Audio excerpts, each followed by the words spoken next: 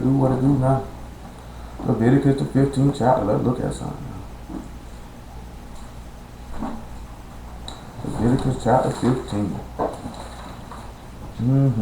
Leviticus chapter 15. Oh, pardon me. Leviticus 15 and 16. Leviticus 15 and 16. All right. Let's see what we can do. Hold on, I'm sorry. Hosea chapter 12, verse 10 first. I'm sorry. Then we'll go to Leviticus 15 and 16. I forgot Hosea 12 and 10 last night. We don't forget it tonight.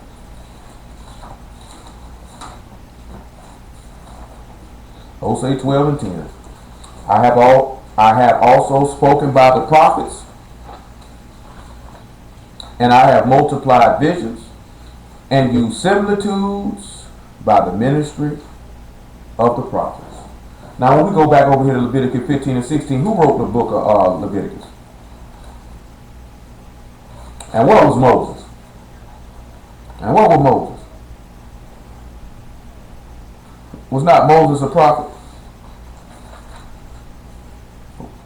Yeah, so Moses was a prophet. So let's see if we see a similitude of what he wrote here. Because he said he used similitudes by their ministry. He said, if any man's seed of copulation go out from him, then he shall wash all his flesh in water, and be unclean until the evening. And every garment, and every skin, whereon is the seed of copulation, shall be washed with water, and be unclean until the evening. The woman also, with whom man shall lay with seed of copulation, they shall both bathe themselves in water, and be unclean until the evening. Y'all do know what a seed of copulation is, right? Hold on, somebody got a lot of background noise. Y'all do know what the seed of copulation is, right? I'm waiting to hear somebody tell me. All these grown people in here. Sperm. Seed of copulation is sperm. I want to show y'all something just so y'all can know what this story here means in Genesis 38. Because I know a lot of y'all wonder, I know somebody asked me this one before, should you spill your seed on the ground? No, you should not. You know what I'm talking about? But also at the same time, a lot of people think this story here in Genesis 38 and 1 is this man was killed because he spilled his seed on the ground. He wasn't killed for that. I'm going to show you why he was killed. Because it hit my mind, I was going to show you why he was killed. Genesis 38 and 1. And it came to pass at that time that Judah went down from his brethren and turned to a certain Adulamite, whose name was Hirah. And Judah saw there a daughter of a certain Canaanite, whose name was Shua, and he took her and went in unto her. And she conceived and bare a son, and he called his name And she conceived again and bare a son, and she called his name Onan. And she yet again conceived and bare a son, and she called his name Shelah. And he was at Chezib when she bare him. And Judah took a wife for his firstborn, whose name was Tamar. And Judah's firstborn, was wicked in the sight of Yah, and Yah slew him. Now you see this here? That was a righteous man. He killed him though. Killed his son. Because he said his son wasn't right. So I killed that nigga. He was wicked. And Judah said unto Onan, go in unto thy brother's wife, and marry her, and raise up seed to thy brother. Onan knew that the seed should not be his. And it came to pass, when he went in unto his brother's wife, that he spilled it on the ground, lest that he should give seed to his brother.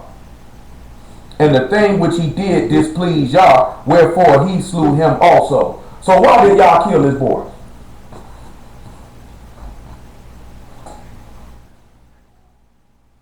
Because he was supposed to raise up a seed to his brother.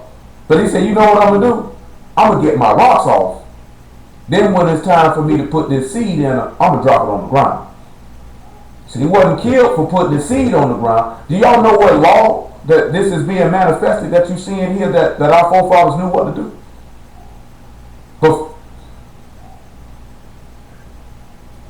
Anybody else know what law this is?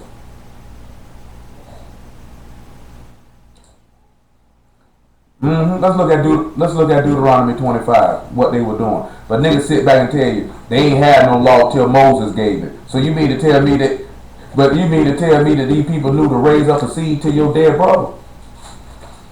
Where would he would have gotten that from?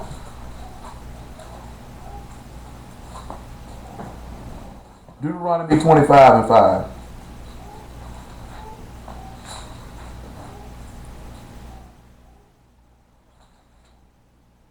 If brethren dwell together, and one of them die, and have no child, the wife of the dead shall not marry without unto a stranger.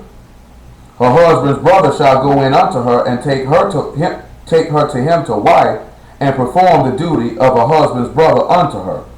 It shall be that the firstborn which she bears shall succeed in the name of his brother which is dead, that his name be not put out of Israel. And if a man like not to take his brother's wife, then let his brother's wife go up to the gate unto the elders and say, my husband's brother refused to raise up unto his brother a name in Israel. He could not perform the duty of my husband's brother. Then the elders of the city shall call him and speak unto him. And if he stand to it, he shall and say, I like not to take her. Then shall his brother's wife come unto him in the presence of the elders, and loose his shoe from off his foot, and spit in his face, and shall answer and say, so shall it be done unto the man that will not build up his brother's house. And his name shall be called in Israel, the house of him that had his shoe loosed. So this is why this man is being killed. But we're going to go back to Leviticus 15 in a minute. Did y'all hear anything interesting in what we just looked at?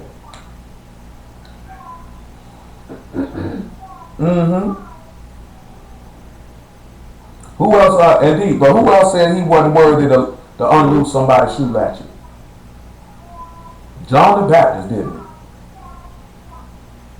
he? He said, I can't build up a house to my brother. It's his job to do it. Let's look and see. They didn't spit in John the Baptist's face, though, did they? But he certainly said, I can't do that, didn't he? Let's go to John chapter 1. He said, I can't even worthy to take this man's shoe off. Make sure it's John chapter 1 is what I want. There it is. John chapter 1, verse 19. And this is the record of John. When the Jews sent priests and Levites from Jerusalem to ask him, who art thou? And he confessed and denied not, but confessed, I am not the Messiah.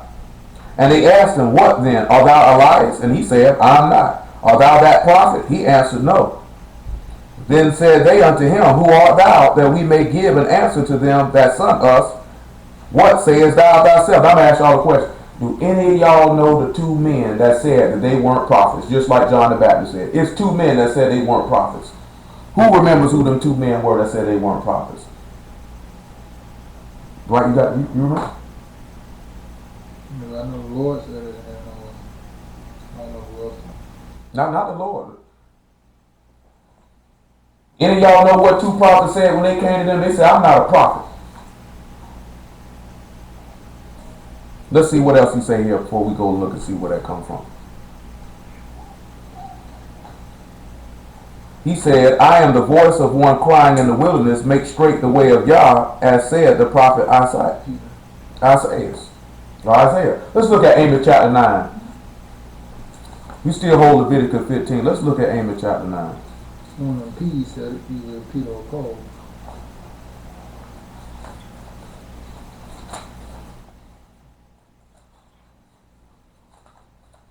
Come on, somebody got some noise going on.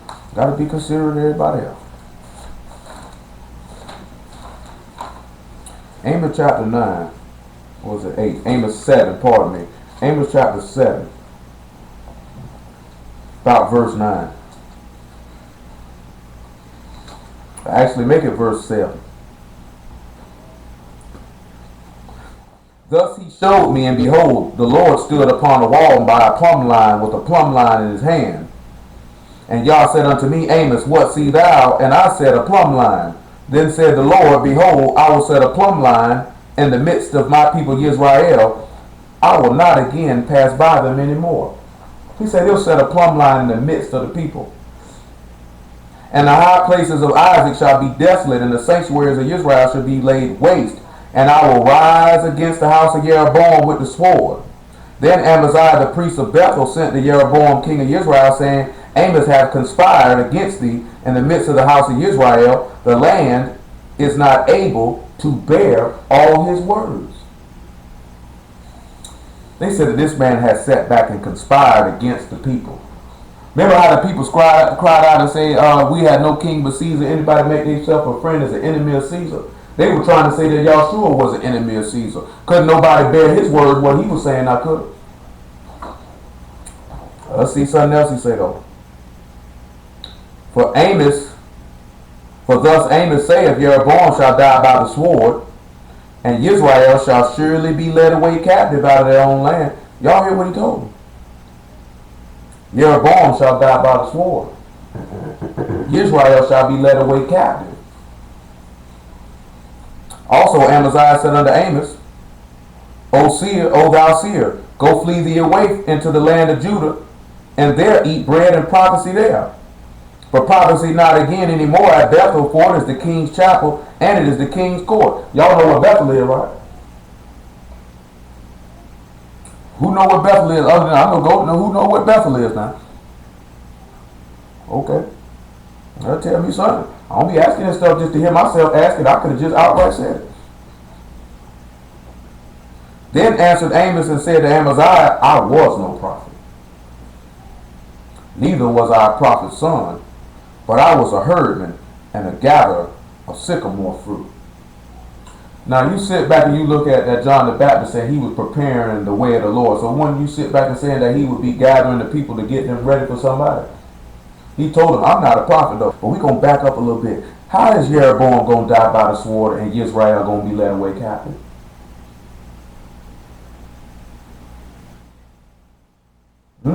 Y'all hear me? Dwight got out there? Somebody talk to him. How is Jeroboam going to die by the sword?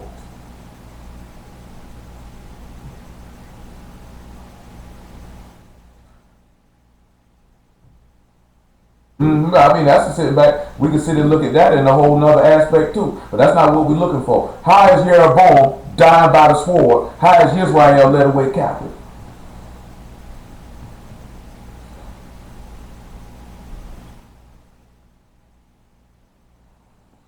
Let's go on and look at Matthew chapter 27 here. Or 26. Let's see how Israel was led away captive. Y'all should know how he died by the sword. They killed the man. Jeroboam was king, right? So when you hear a king dying by the sword, then being led away captive, you should already know who this we're talking about.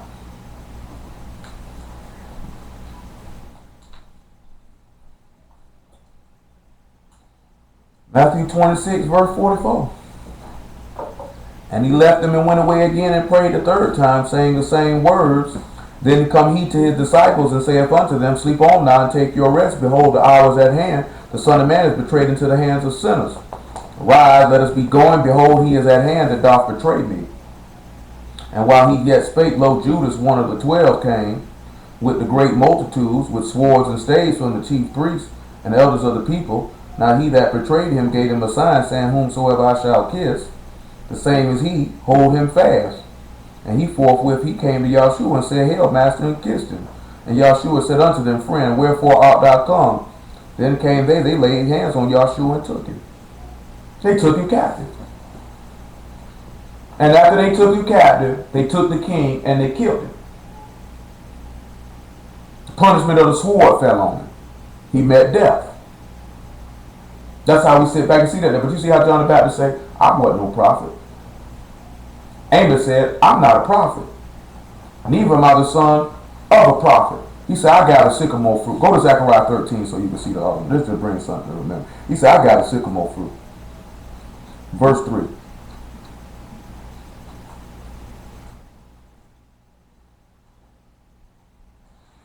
Zechariah 13:3. And it shall come to pass that when any shall yet prophesy, then his father and his mother that begat him shall say unto him, Thou shalt not live, for thou speak lies in the name of Yah. And his father and his mother that shall begat him shall thrust him through when he prophesied. And it shall come to pass in that day that the prophet shall be ashamed every one of his vision when he prophesied, neither shall they wear a rough garment to deceive. But he shall say, I am no prophet, I am a husbandman, for man taught me to keep cattle from my youth. Now when we go back to John chapter 1 and look at here with John the Baptist, speaking about he was the one crying out in the wilderness, he said he was a prophet. But how did John the Baptist not wear a rough garment to deceive? What type of clothes did John the Baptist have on? He had a garment with a leather girdle and camel hair. And what he had, right? Camel hair pretty soft, right? You know, Nell told me she had a sweater made out of rabbit hair. She told me it's something fierce. And I imagine it did. Now I'm going to ask y'all another question. Who was John the Baptist coming as, in the spirit and power as? Elijah, right? Now, it said that he had a garment of camel's hair, right? That would be pretty hairy, right? Do y'all know how they described Elijah? You know how they described Elijah? They described him as a hairy man. And now you sit back and you see John the Baptist, he got camel's hair on. You know what I'm talking about? Which would make him look like what? A hairy man.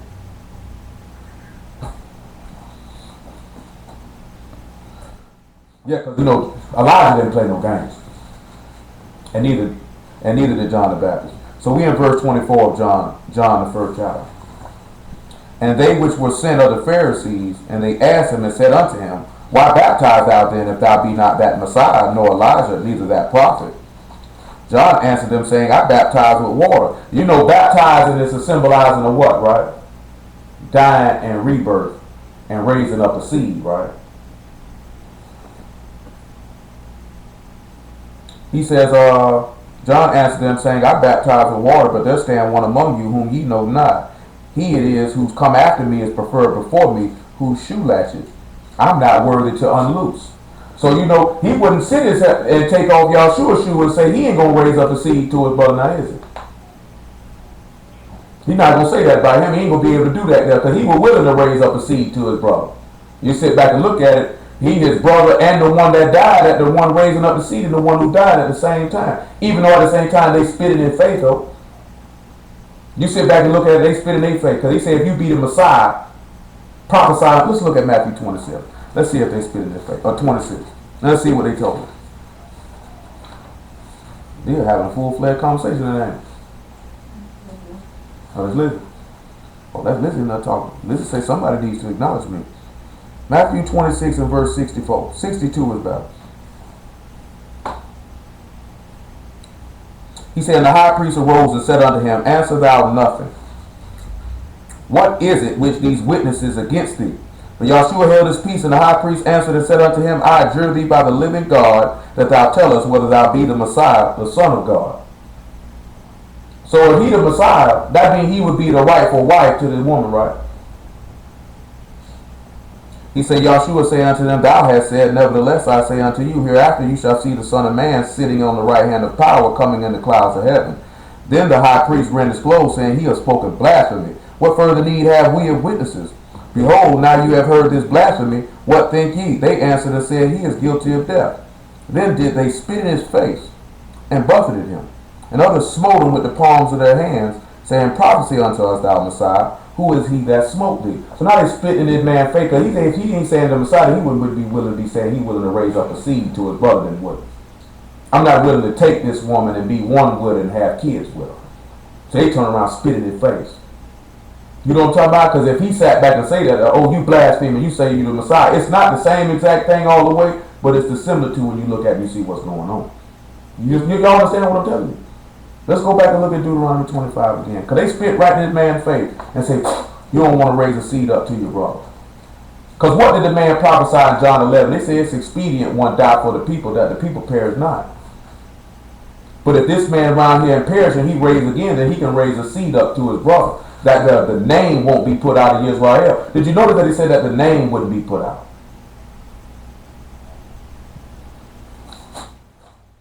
What did we look at last night about this man's name? Let's read 25 and 6 for 5 once again. If the brethren dwell together and one of them died, he came unto his own received him not, and he died. And have no child. Because could they have child yet? Were there any sons of y'all yet? Couldn't be. We read it last night. Couldn't be because Yahshua had not been glorified. The wife of the dead shall not marry without unto a stranger. So to sit back and say she can't marry nobody but her own brother. Remember Romans chapter 7, the wife is bound unto the law of her husband as long as he live. But if he be dead, then she be loose from that law and she can be married to another. He say her husband's brother shall go in unto her and take her to him to wife and perform the duty of a husband's brother unto her. And it shall be that the firstborn which he bear shall succeed in the name of his brother which is dead, that his name be not put out of Israel. What did we read in Colossians chapter 1? That Yahshua was the firstborn of what? The dead. So if he be rose and there be not a greater name under heaven than the name of Yahshua, and at the name of this, at the speaking of this man's name, every tongue gonna confess and every knee gonna bow. That means his name wasn't put out of Israel. And if his name wasn't put out of Israel, that means he raised the seed up unto his brother's wife, which was his own wife at the same time, I wasn't. At the same time. At the same time. Ain't that something? And they just think that's just a story about just raise up a seed to your brother. But we had to go there to show you. Now y'all ain't got no business spilling no seed. You don't want to have no kids. Then hey, just don't get married. You know what I'm talking about? But if you're married, you ain't got no business wearing no condom, taking no birth control pill, no dropping no seed on the ground. But the purpose of showing y'all that is to know that Onan was not slave for spilling seed. He was slave for, I'm a freaker, but I ain't gonna put no baby in. And think y'all sitting there looking at him like, yeah, I'm gonna stamp that. How many of y'all ever been told it's a sin to spill your seed? Nobody never really looked and went and seen what was going on in that story. You know what I'm talking about? We ain't saying that you should do that, but that's not what happened there. That's not why he said he killed him. Now what?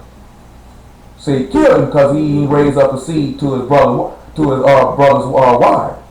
You know, there's some Israelites out here really do some freaky stuff like that. Oh, my brother's wife died. I'm finna go hit her, bro. But I'm gonna pull out, bro.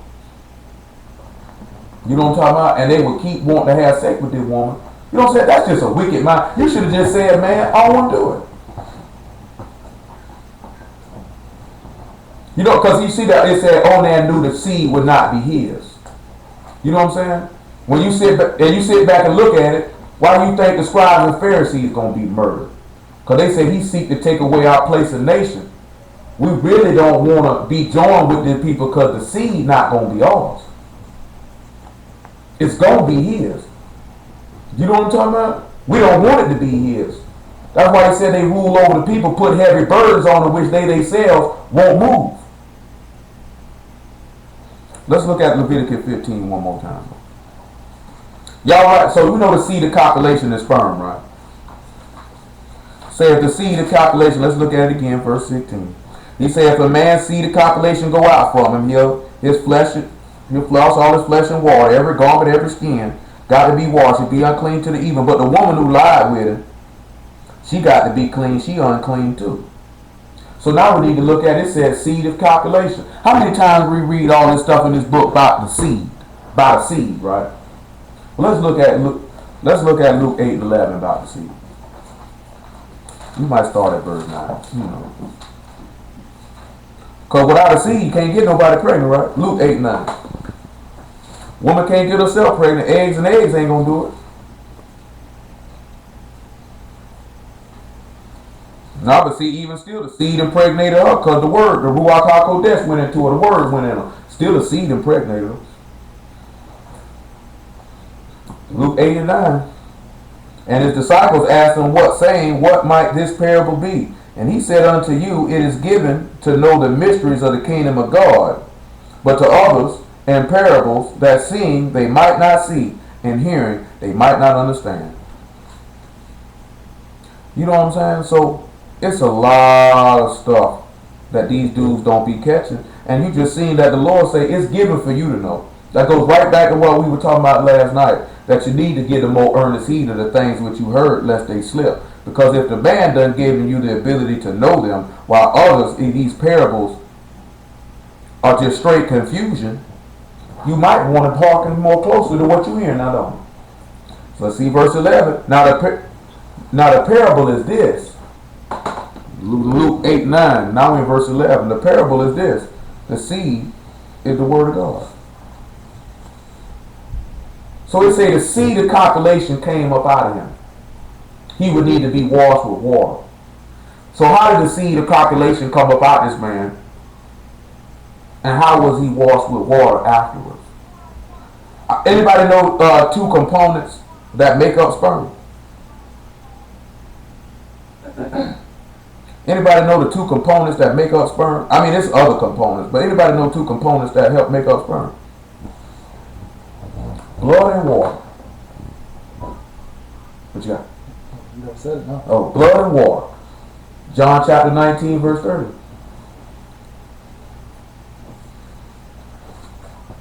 You know, I had a grown man tell me there's no blood in sperm. I say, really? Yeah, really did. You know the person who told me that too. I ain't gonna call his name out. Nigga told me ain't no blood in sperm. I said, well, how you think DNA get in there?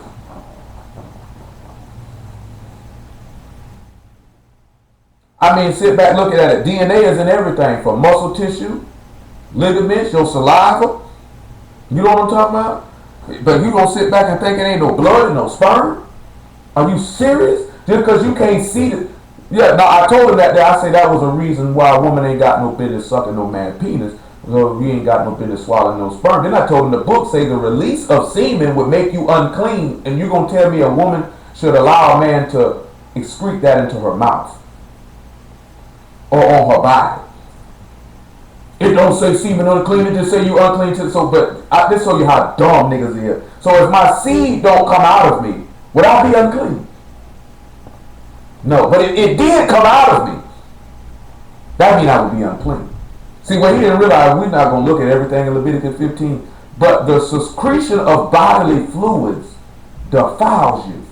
Like if you had a big old cut on your leg and pus began to seep up out of that, you would be unclean according to this book. You know what I'm saying? That is a bodily secretion. But these niggas know the law so well. You don't know law enough, nigga. You skeet, boy. You unclean, boy. You need to go wash your. But then that's where the niggas in IOG and their affiliates will tell you that's why you can masturbate. And then you just go take you a shower later. Tell you, grown man told me that's what they told. And he said he had a photographic memory. You gotta know he gotta be a pervert and sick to say he would just walk in the grocery store, see a celebrity or some type of woman on the cover of a magazine and remember it and go home and play with himself. I said, what's something wrong with you? He said, I just can't stop. I said, boy, you need to do something. Like I said, that reminds me of them niggas in jail just gunning all over the place. Like, come on, bro, you're going to be dead in the morning. You ain't going to be able to be worth for nothing, just a week. John 19 and 30. I'm just for real. When Yahshua therefore had received the vinegar, he said, it is finished, and he bowed his head and gave up the ghost. Now I told you, this ain't all the way live. I told Pell, I say some of the stuff he put out here today. Earlier today, went along the lines of some stuff that we were going to touch tonight. And I ain't even had it in my mind to go straight to verse 30, but it worked out anyway. Why do you think it is written in here that he would bow his head? Let's look at Isaiah chapter 58. Isaiah 58. He said he bowed his head when he gave up the ghost.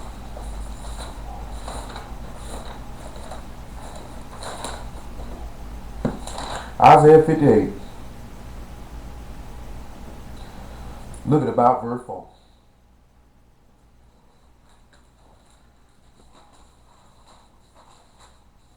He said, behold, you fast for strife and debate, and to smite with the fist of wickedness.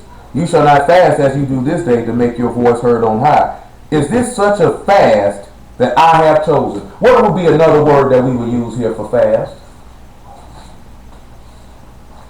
What's another word here that we would use for fast? Affliction. Affliction. He say a day for a man to afflict his soul. Is it to bow down his head as a bulrush and to spread sackcloth and ashes under him? Will God call this a fast and an acceptable day to y'all? When this man was up there on this tree, was that not a day for him to afflict his soul? Was he not suffering? He said, isn't it? He said, ought not the Messiah suffer these things and enter into his glory? Should not have been afflicted? And now we sit back and it says he bowed. He said a day for a man to bow down his head. And we go to John chapter 19, verse 30, and this is a day this man being afflicted and acceptable. Did y'all accept that sacrifice? And let John 19 and 30 one more time. When Yahshua therefore had received the vinegar, he said, it is finished. And he bowed his head and gave up the ghost. The Jews therefore, because it was the preparation that the body should not remain upon the cross on the Sabbath day, for the Sabbath day was a high day, besought Pilate that the leg might be broken and that they might be taken away. Then came the soldiers and brake the legs of the first and the other which were crucified with him. But when they came to Yahshua and saw that he was dead already, they brake not his leg, but one of the soldiers with a spear pierced his side, and forthwith came there out blood and water. His seed of copulation came out of it. Now also, if he's dead, what else is it? He's defiled. Also, how else is he defiled? There's another way how he's defiled. What's the other way he's defiled? He took on sin. So that would make him unclean, right? But hold on. So he hanging on the tree, man. Yeah, that too. Yeah. I mean, but not just him hanging on the tree. Being accursed made him unclean. Being dead made him unclean. And then his seed of copulation coming out of him make him unclean. We're going to see why this is going to make sense in a minute. But come on back over here to Job 30 and 16. Job 30 and 16. Maybe about 12. 12 sounds good.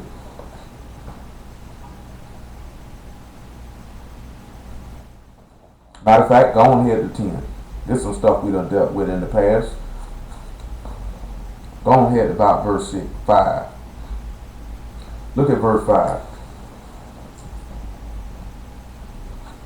When we read verse 5, what do we see here? They were driven forth from among men. They cried after them as after a thief.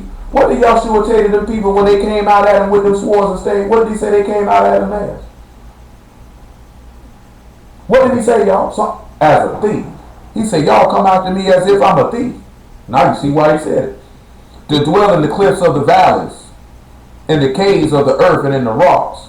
Among the bushes they brayed, on the nettles they were gathered together. They were the children of fools. Yea, the children of base men, they were violent in the earth. And now I am their song, I am their byword. They abhorred me, they flee far from me, and spare not to spit in my face. The disciples left him. They mocked him. They hated him. They spit in his face. And the children of sinners delivered him up. He said, because he hath loosed my cord and afflicted me, they have also let loose the bridle before me. Upon my right hand rise the youth, they push away my feet, they raise up against me the ways of their destruction. Now you know them people cried out and said, let their blood be on their children's children. He said, upon my right hand. So how did upon their right hand they push away his feet? How did they push away his feet? How was his cord loose and he was afflicted? Come on, boy, talk to me. How was his cord loose and he was afflicted? And how did they push away his feet?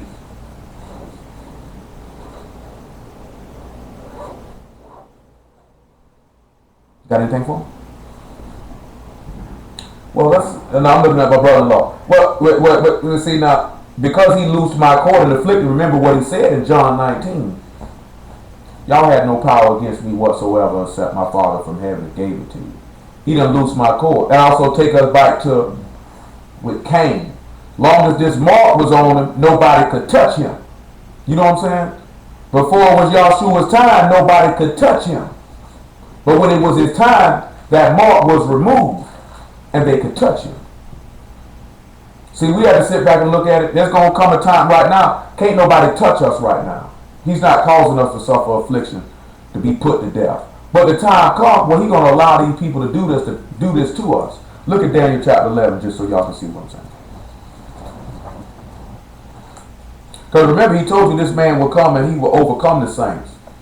Daniel 11 and 33. Make it 32. You got to be ready for that. See, why these niggas arguing about being sovereign and not having social security numbers and what words to use, their hearts are not really prepared for what's going to happen. Why niggas worry about FEMA camps and the government doing this and the government doing that, that stuff is for sinners. You need to be sitting back knowing the signs of they going to come for the people who got God's word, who keeping it. Don't worry about them blocking. Everybody can go in the FEMA camp, but they coming for a specific group of people in a set period of time. Y'all don't sit back and realize how many times it said that these people would come to kill those that have the testimony of Yahshua and keep the commandments of God. That means you're going to stand out. You're going to be a peculiar people to everybody on the earth, because everybody won't be doing that and won't have that. Do y'all understand and realize that? A lot of these Israelites, they don't have the testimony of Yahshua. So when a false Messiah rise up, they're not going to be preaching the true one. Some going to deny or preach another Yahshua whom nobody ever heard. You're not a threat.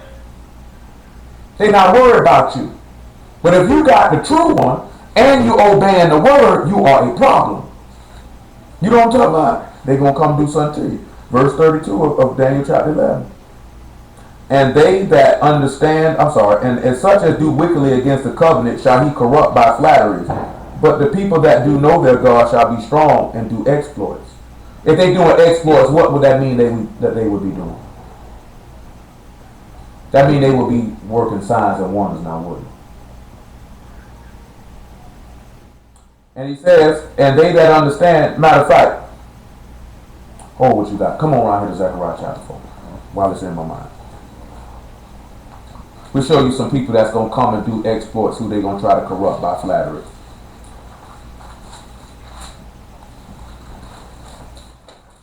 Yes, sir. Zechariah chapter 4. Verse 10.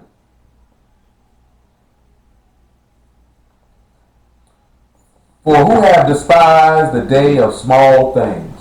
He say, for they shall rejoice, and shall see the plummet in the hand of Zerubbabel with those 7. They are the eyes of Yah which run to and fro throughout the whole earth. Hold on, back up about verse 1. Let me show you what he's referring to so y'all can see off the rip what he's looking at. And the angel that talked with me, verse 1, and the angel that talked with me came again and waked me, as a man that is wakened out of his sleep.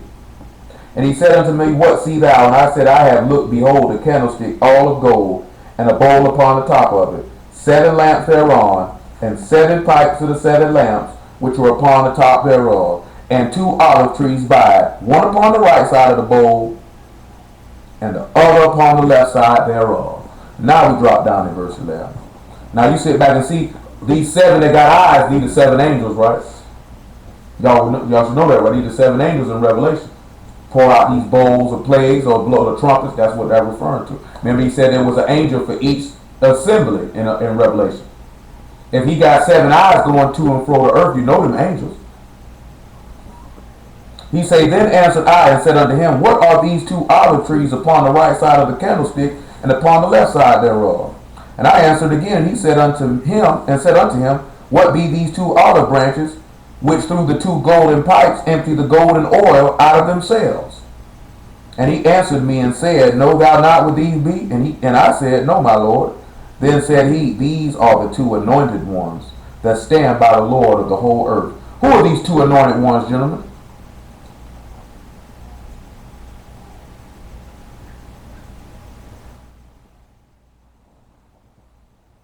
Anybody know who these 2 anointed ones will be?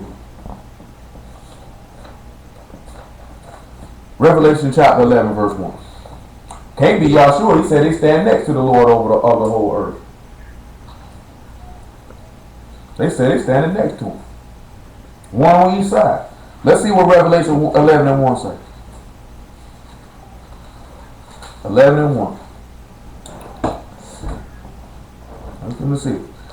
11 and 1. And there was given me a reed like unto a rod, and the angel stood, saying, rise and measure the temple of God and the altar and them that worship therein. But the court which is without the temple leave out and measure it not, for it is given unto the Gentiles, and the Kodesh city shall be tread underfoot 40 and 2 months. And I will give power unto my 2 witnesses, and they shall prophesy 1,260 days clothed in sackcloth. These are the 2 olive trees and the 2 candlesticks standing before the God of the earth. We got to know somewhere where these 2 witnesses in Revelation come from. Zechariah told you. Listen to what he said. If any man will hurt them, the fire proceed out of their mouth and devour their enemies. And if any man will hurt them, he must in this manner be killed. So the oil of their anointing will pour out of them, because they will do what? They will do exploits. What'd you say, kill? Oh, I can't tell you who the 2 witnesses would be, because he don't tell us who they would be. You know, some say it's Enoch and Elijah. I can't speak on that. I don't have no book to tell you who them 2 men will be. But I guarantee you. See, that's the question you just asked. No. I didn't ask you who they would be. No, you said who are the 2 witnesses?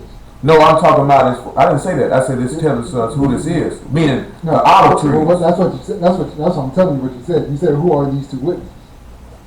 Well, that's not. No, I'm thinking. No, I didn't say that, dude. I didn't say that. What you said? No, he asked me who the 2 witnesses. I said he said. No, I'm talking about before we came. No, I was saying like who are these 2 olive trees? No, after you said that, you was like, who are these 2 witnesses? No, I said the olive trees. I know what I heard. So in my mind, I'm thinking. Huh? Same difference.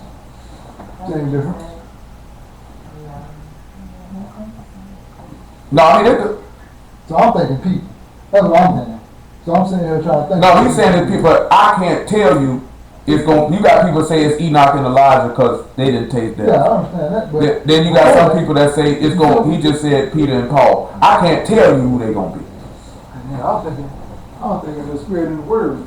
You know what I'm saying? But he just actually said these 2 witnesses are going to be 2 people, because their fire gonna proceed out their mouth. Because heaven and earth not gonna die. Let's see what the next verse say. These have power to shut heaven, that it rain not in the days of their prophecy. That's why some believe it to be Elijah, because he had power to cause it not to rain. And have power over waters to turn them to blood and to smite the earth with all plagues as often as they will. And when they shall have finished their testimony, the beast that ascend out of the bottomless pit shall make war against them, and shall overcome them and kill them. And their dead bodies shall lie in the street of the great city, which is spiritually is called Sodom and Egypt, where also our Lord was crucified. These niggas will tell you this gonna happen over here. See, this spiritual Egypt, bro, it's not happening over here. Yeah, that's gonna happen in Jerusalem. Where was he killed at?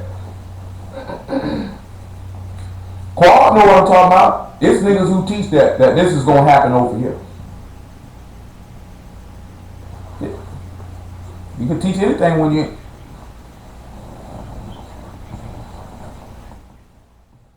Yeah. Yeah, I guess he was crucified in Brooklyn or St. Louis or Jacksonville or something. Got to be in New York. Okay. He said, and they of the people and the kindreds and tongues and nations shall see their dead bodies, and 3 days and a half shall not suffer their dead bodies to be put in graves. And they that dwell upon the earth shall rejoice over them, and make merry, and shall send gifts one to one another, because these 2 prophets tormented them that dwell on the earth. Them niggas gonna be happy. Say, sending gifts. Say, we killed them 2 niggas. I'm buying you an outfit.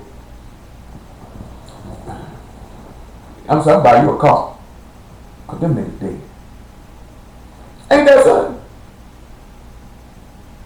He said, after 3 days and a half, the Spirit of life from God entered into them. They stood upon their feet, and great fear fell upon them which saw them. And they heard a great voice from heaven saying unto them, Come up hither. And they ascended up to heaven in the cloud, and their enemies beheld them. And that same hour there was a great earthquake, and a 10th part of the city fell, and in the earthquake was slain of men 7,000, and the remnant were affrighted, and gave glory to the God of heaven. And then after that it say that 7 trumpet sound. Or actually it says The second woe is past, but behold, the third woe come quickly. And after that, the seven trumpets sound. We had to sit back and look at that because we had to see where these two witnesses come from. So when we go back to Daniel 11, it said these men would do exploit. You don't think if you got power to not make it rain, to have fire come out your mouth and kill a man dead, to turn water to blood, that's not an exploit. 11.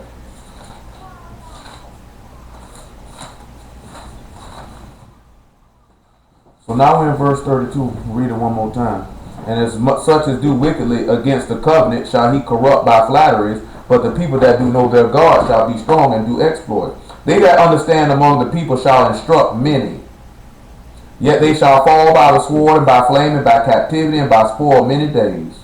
Now when they shall fall, they shall be hoping with a little help, but many shall cleave to them with flattery. So those are those who've been sent to teach the word, so they're going to teach a lot of people, but a lot of people are going to try to corrupt them with them flatteries. Remember what the book told us: when a man come with flattering words, believe him not, because 7 abominations is in his heart. So when we sitting back looking at it, just because somebody come and tell me, boy, you this with the word, you that with the word, that stuff don't make me have no pride. I know some of them going to try to cleave by flattering you to take you down. But when they shall fall, they shall hoping with a little verse 35. And some of them of understanding shall fall to try them and to purge, to make them white, even to the time appointed, because it is yet for a time appointed. So the time come. Remember what Yahshua told us: the time will come where men will kill you and think they doing God's service. This ain't just talking to the people. This talking to those that teach the word. Why do you think Yahshua told you there'll come a time when the devil has put you in the prison and you'll have tribulation 10 days, but be faithful unto death, and you'll get a crown of life? These niggas think they getting tribulation by going to jail when they cut the white man out on the street, and then they lock them up because they a nigga and they stupid. See, I suffered tribulation 10 days, brother. The devil locked me up. The devil locked you up because you was standing on the street being disrespectful and rude. The Lord told him, please lock this nigga up before I kill him.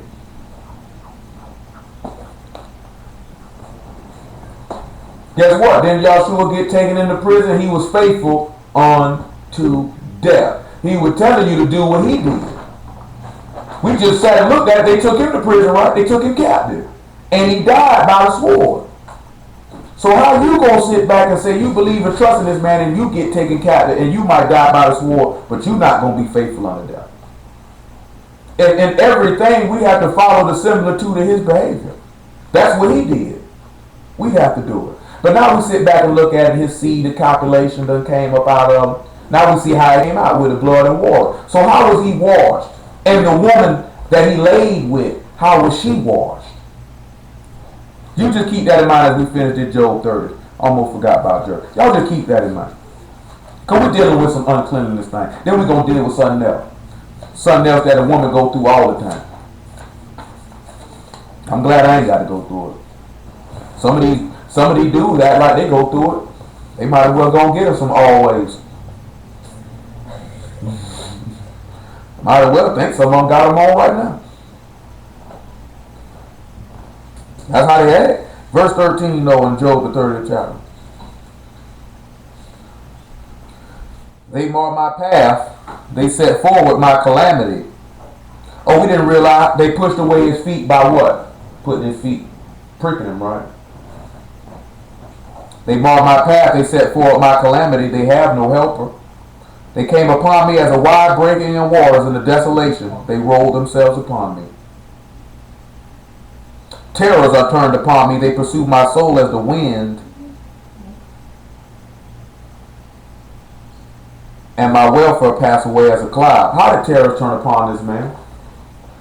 Talk to me now. When did the terrors hit him? Y'all should know that some of this stuff we shouldn't even have to go back and read it, because you should already know it. Exactly. When he said his soul was exceedingly, terror had to come upon him.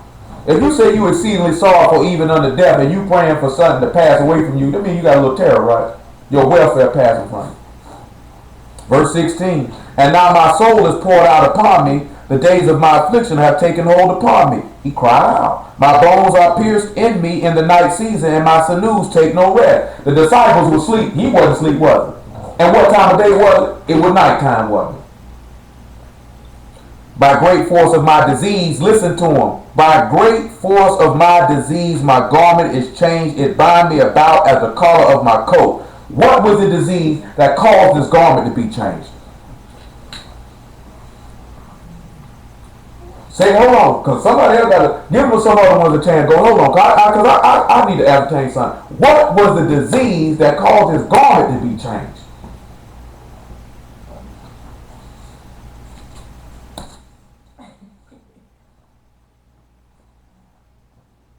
Y'all mean to tell me go to the only person notice it? Y'all think I'm asking y'all this stuff because I want to hear myself ask it?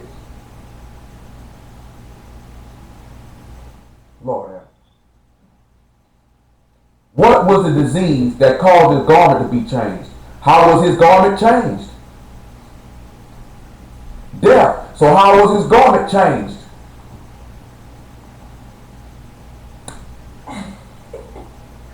Okay. So now let's go on over here and look at Zechariah chapter 3. Y'all got, I'm telling y'all, I ain't asking y'all this. I'm just not asking this stuff to you men just because I just want to just throw that on out here.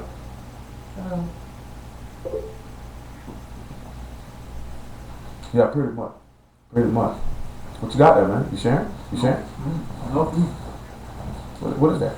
Don't worry about it. You ain't getting none. What is that? Don't worry about it. What is that? Zechariah 3 and 3. What is it? No. Just no. What is it? Just no. No, I'm going to touch your nose. Now Joshua was clothed with filthy garments and stood before the angel. And he answered and spake unto those that stood before him, saying, Take away the filthy garments from him. And he said unto him, Behold, I've caused thy iniquity to pass from thee. I will clothe thee with a change of raiment. And I said, Let them set a fair mitre upon his head. So they set a fair mitre upon his head and clothed him with garments, and the angel of Yah stood by. So we know, you heard what the key thing he said? Your iniquity has passed. I want all y'all to keep that in mind, because if you had sin on you, what would you be? You would be unclean. Look here, don't mouth it, because I heard you. I heard you. Don't cheese. Well, I mean, self-restraint, please. Self-restraint. I can see you now, you be just back there mouth and stuff. Think nobody don't hear you, nigga 3 rows up. I heard this nigga in the back. Could you tell him to hush, please? That's you.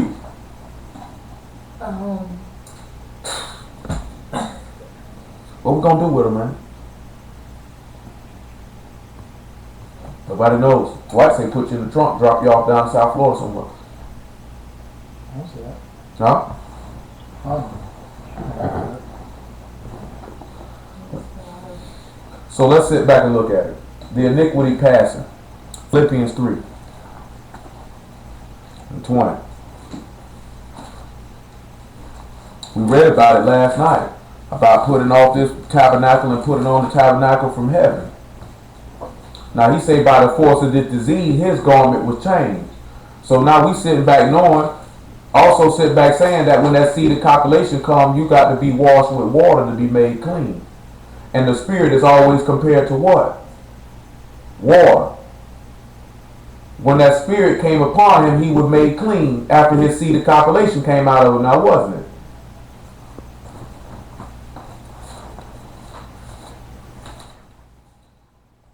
Verse 20 of Philippians 3. For our behavior is in heaven, from whence also we look for the Savior, the Lord Yahshua the Messiah, who shall change our vile body, that it may be fashioned like unto his glorious body, according to the working whereby he is able even to subdue all things unto himself. So now when we come back over here and let's look at Romans chapter 6. We have to sit back and realize that by cause of disease, your garment need to be changed. So you need to be able to die to sin so your garment can be changed. Because that's the only way it's going to happen. Romans chapter 6, verse 3. Know ye not that so many of us were baptized into Yahshua the Messiah, were baptized into his death? Therefore we are buried with him by baptism into death. Like that as the Messiah was raised up from the dead by the glory of the Father, even so we also should walk in newness of life. For if we have been planted together in the likeness of his death, we shall be also in the likeness of his resurrection. Knowing this, that our old man is crucified with him, that the body of sin might be destroyed, that henceforth we should not serve sin. For he that is dead is free from sin. So by the cause of taking on sin, taking on death, taking on that disease, his garment would change. So that means you would have to take on this same similitude of death that he did because of your sins, so your garment can be changed. That means you would have to die. A lot of y'all wonder why you can't get right, can't get the way you want to be, because you won't be crucified with him for your garment to be changed. You know the reason of the disease, but you don't want to mortify that disease so you can get that change to put on the glorious apparel that he. Don't you know that when he's like he said, now you know you read in the book, like I said, we've been told you before. Most people in the book, when they got baptized, they got the Spirit quickly because they already knew the word. You know what I'm talking about? So when somebody showed them that this was the Messiah, they believed, they already knew why they were believing. They not having to come back and start from scratch like we are. You know what I'm talking about? So you sit back looking at it. Coming out of that grave, taking on that likeness is the same thing like he said in Isaiah. Awake, awake, put on your beautiful garments. You know what I'm saying? That's why Paul say, awake thou that sleepeth, and the Messiah will give thee light. He'll give you life. He'll give you these beautiful garments that you desire. But the only way you're going to do that is if you're going to have to die and then be made new. And that's going to start from the inside out. See, a lot of y'all looking for this stuff from the outside and then think this stuff just going to matriculate in and then you're going to get the way you want to. You don't want to go and deal with the stuff that's in your heart and kill it. That's why you do a lot of rotten stuff. You want to feel like you're stagnated. I can't get nowhere. I feel like I'm spinning my wheel. You know why you're spinning? You ain't took that knife to yourself. You ain't went ahead and put them nails through your hands and your feet. That spear ain't went through your side. You didn't pour out your blood and water. Job 30.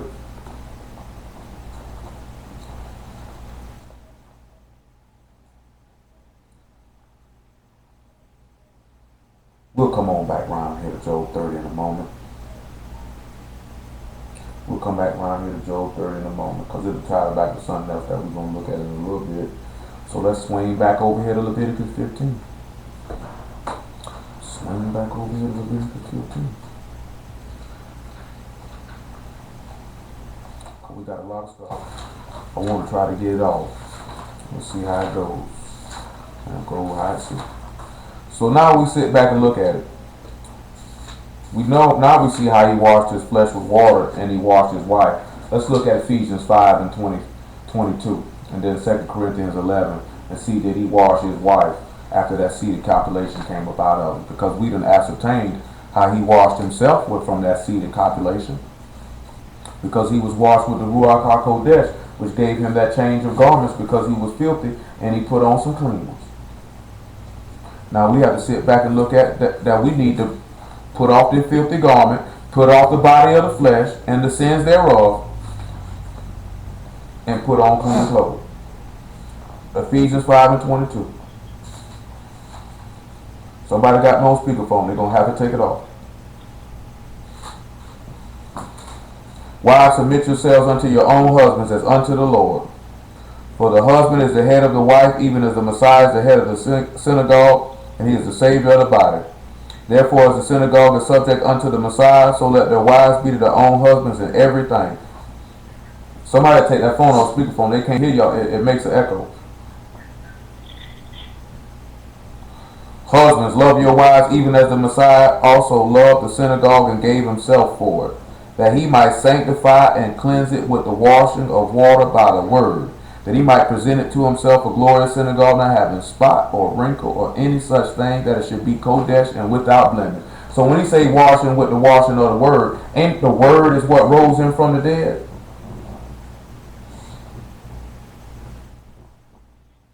Because it was the Spirit dwelling in him. He told you the words that I speak unto you, they are spirit and they are life. The word is what's going to raise you from the dead, because the word is life, if it be that it dwells in you. So you got to sit back and look at it. If you still wondering why I still do this, I can't get right, can't do this, because the word is not dwelling in you. And the reason why it ain't dwelling in you, because you're not even retaining it. You're more excited about hearing it than laying it up in your heart. How many times you read in Proverbs and you read in the law where the man say, lay up my commandments in thy heart? He told you that in the law in Deuteronomy. Lay up these words in your heart. He said, y'all, your God is one. Deuteronomy chapter 6. Let's hear the greatest commandment. Deuteronomy 6 and 4. Let's hear the greatest commandment.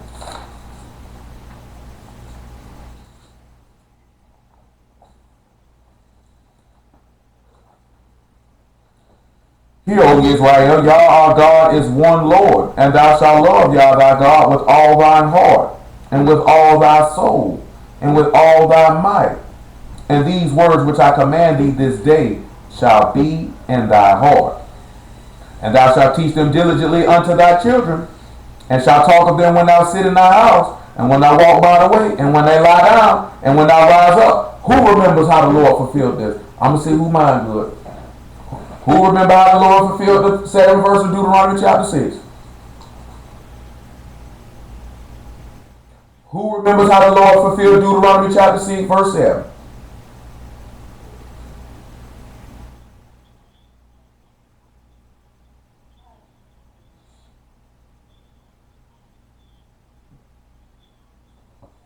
There you go. When he walked in the earth, when he rose from the dead, and when he laid down. This is what he tell you now. And thou shalt bind them for a sign upon thy hand, and shall be frontless between thine eyes. How did he bind it for a sign on his hand? What? The nails.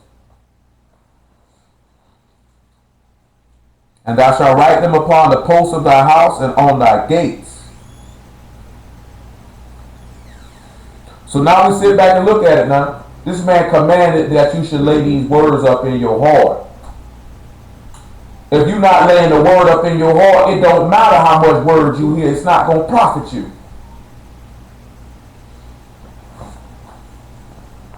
Back to Ephesians chapter 5. Well, we finished there. So you can sit back and see he washed his wife with the word, which would make her clean now, wouldn't it?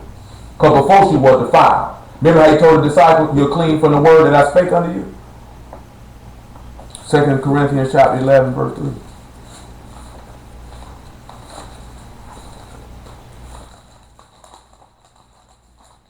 Make it one. Y'all understand that, right? That's how he was able to be cleansed after his seeded calculation came out, and the woman that he lied with, she was able to be clean from that same thing. Look at this nigga here, grinning like a 3-year-old. Somebody get her a cookie. Would to God you could bear with me a little in my folly, and indeed bear with me.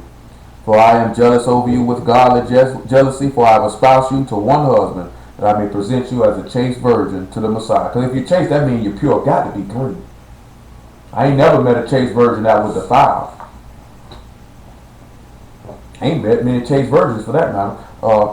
But I fear lest by any means as the serpent beguiled Eve through his subtlety, so your mind should be corrupted from the simplicity that's in the Messiah. You know, a lot of people try to make this thing with the Lord a lot more complex than what it is. You know what I'm saying? This thing is very simple. That's why people are able to beguile people to be worrying about sovereignty and social security numbers and straw men. Man claim he believe in the Messiah, just sat back, woman said, you better do something, because they waiting on Jesus and he ain't coming back. And I'm like, and you believe in the Lord, you supposed to straighten her off the rip like, oh, you need to go somewhere. Because one thing for certain, 2 things for sure. We know the man coming back. The man say, I go to my father's house. My father's house has many mansions. I go to prepare a place for you. If it wasn't so, I wouldn't have told you that. You know what I'm talking about? If the man wasn't coming back, he would have told us he wasn't coming back. Why would this man tell us he coming back and he ain't coming back? That means he alive. The law say God is not alive. He say, no, it's not the son of a man that he should repent. If he speak it, shall he not do it? And if he just like his father do the works of his father, if he said he coming, he coming. You know what I'm talking about? Those of us who have hope to dwell in righteousness know he coming, and we preparing ourselves to be clean to meet this man in peace when he get here. Some of y'all around here procrastinating and playing. You just like what we read a couple weeks ago about Moses going up on the mountain. You say he delaying and coming. You eat, drinking, and playing, and you feel the same way about the Lord. Man, you taking too long, man. I'm finna go ahead and do my thing. You know what I'm talking about? And he said, I'm going to point you your portion with the hypocrites and unbelievers now. You going to get slayed. You going to get slayed. You know what I'm talking about? So you sit back and look at it. You need to stop playing and actually hearkening to the word and putting it where it's supposed to be, which is in your mind and in your heart. If it's in your heart, it will direct you. That's what the law says. That's what the book says. That means to be a roadmap for you. It will direct you. It'll show you which way you ought to go and which way you ought not to go, because it is presently with you. See, some of y'all for certain stuff, because you ain't retaining it, you have to run and go grab the book to see where it's at, when it should already be there. I'm going to tell y'all something that happened to me when he first sent me to preach the word. You know, a lot of people always feel like it's better to preach the word in the street and like open up the book and read it to them. And I had to, you ain't never seen the family Bible there, but I had a big old family Bible. And you know how big that book is? You talking about taking the backpack full of clothes and other miscellaneous items. You know what I'm talking about? And I got to pull this big old Bible out to show somebody this stuff, and the Lord let me know something. He said, look here, man. You can't keep going in that bag for that book out. So that thing got to be right here. You got to let that thing go. You know what I'm talking about? So you can't be sitting back looking at, let me flip here, flip there, flip there. This is about 2010, a little early 2011, late 2010, early 2011. He said, man, look here, man. You got to let that thing go. I give it to you. You got to let that thing go. Because that's, you know what? Because the time you taking to open it up, to find it and flip the pages, you got time for all that. You know what I'm talking about? God, let that thing go. You gotta let it go. I'm telling you, that's what he let me know, that you gotta let it go. Because that's a lot of time. Hold on. I got this backpack on my bike. I got to remove the shirts and the pants that's covering up the compartment where this big old Bible is at. Then pull this big old Bible out. Pages is coming loose out of it too. You know what I'm talking about? Because we done put a lot of work in with it. Matter of fact, the mother was talking about, she said, the mother, I was there. So I was there. You know what I'm talking about? Now I got to take it and flip it and go through all that. People ain't got that type of time. When you in the street, you ain't got that type of time. You know what I'm saying? You got to go ahead and let me clip. I got a 50 round clip, automatic, man. We turn it fully auto. We ain't got time for bah, bah. Yeah, bah, bah. Let it go. Go my way. I know what you got to do though. You know what I'm talking about. You had a big gun in the Army, in the Air Force. They let y'all shoot some guns, didn't they? Yeah, we single round burst. They gave you semi-auto? It's a single round burst. Single round? Yeah, man. That ain't no fun. Yeah, and I wasn't a troop. Yeah, I understand, but shoot, I thought they at least let you play with a couple. Unless niggas play with nothing. So nigga, please, they ain't let me play with nothing. Unless you're a cop. If you're a cop or one of them niggas who's going out there and actually going to wreck something. Wreck something, then they let you play with a little something. I hear you. I ain't know, man. I did that. I ain't know. Shoot, I thought they let you play with a couple weapons. I did 3 round burst one time. It was fun, wasn't it? Boy, I only got like 6 shots with it, so 2 times. I know it was, but for any of y'all who when I tell them that, that's for my brother Paul and Trav, for them to know that. And it could be some of y'all who with us, who the Lord might see fit one day to hire you. You know what I'm talking about? You're going to have to know that. You got to have that thing with you, being let them clips go. Real wow. Right to the top. Come on back to Job 30.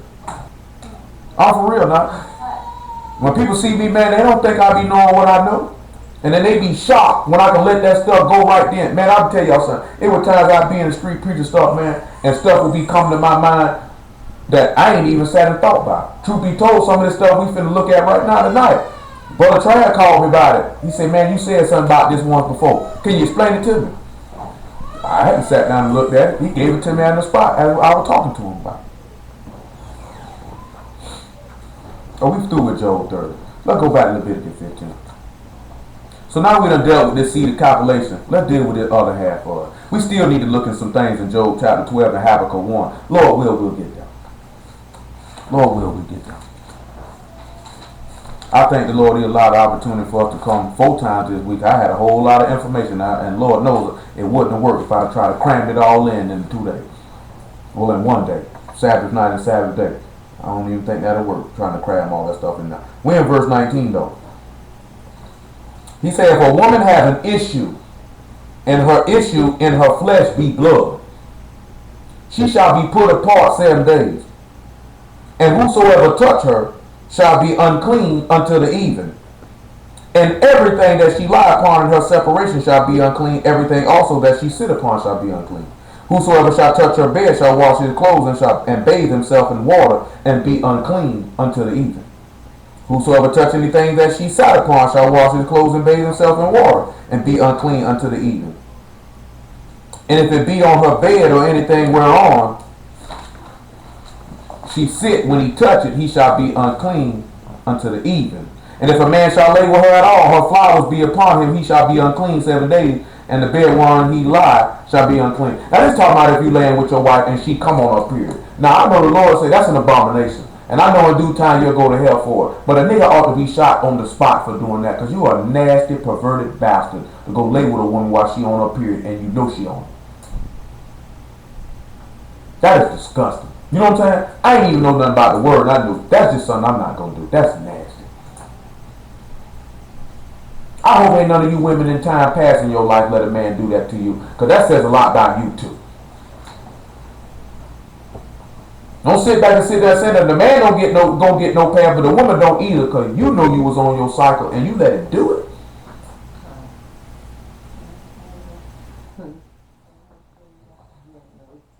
It says a lot about you. You just as nasty as he is. It was a dude I went to high school with got caught doing that. Reason why he got caught, because they caught him in the boiler room and he had on white shorts and they were covered in blood. At the schoolhouse. You couldn't even hide that one there and say, I ain't do that. Your shorts are telling you. Verse 25. And if a woman have an issue of blood many days out of the time of her separation, or run beyond the time of her separation, all the days of her issue of her uncleanness shall be as the days of her separation, she shall be unclean. Every bed whereon she lie all the days of her issue shall be unto her as the bed of her separation. Whatsoever she sit upon shall be unclean as the uncleanness of her separation. Whosoever touch those things shall be unclean and shall wash his clothes and bathe himself in water and be unclean unto the even. But if she be cleansed of her issue, then she shall number to herself 7 days, and after that she shall be clean. And on the 8th day she shall take unto her 2 turtles or 2 young pigeons and bring them unto the priest to the door of the tabernacle of the congregation. And the priest shall offer the one for a sin offering and the other for a burnt offering, and the priest shall make atonement for her before Yah for the issue of her uncleanness. Now we're going to sit back and look at something. It says that if a woman have an issue of blood, she unclean while she lay on the bed of her separation. Did Yahshua have an issue of blood, and did he have a bed of separation? What y'all say? So the grave would be his bed of separation, I wouldn't. And how many days would he be separated? Let's see if he had a bed of separation. Matter of fact, let's look at Proverbs chapter 7 and let's just see if they called the grave a bed. Just because I don't want nobody to come back around and say, that nigga making stuff up. See, we didn't read that next verse. If somebody come preaching to you another Yahshua whom we have not preached, that's why I be telling y'all, I don't got no problem with y'all dealing with other people that know the Israelites and dealing with your own people. But you better watch them niggas, because they preaching another Yahshua to you. They be having y'all dealing with all type of funky crazy stuff. Don't be get caught up on them niggas because they be like Shalom and Khan and all that good old stuff. Them niggas be sour in the heart. I'm telling you now, niggas be sour in the heart. Because nigga got an old fancy name. Nigga say, I can't even pronounce that, bro. Just give me something I can say.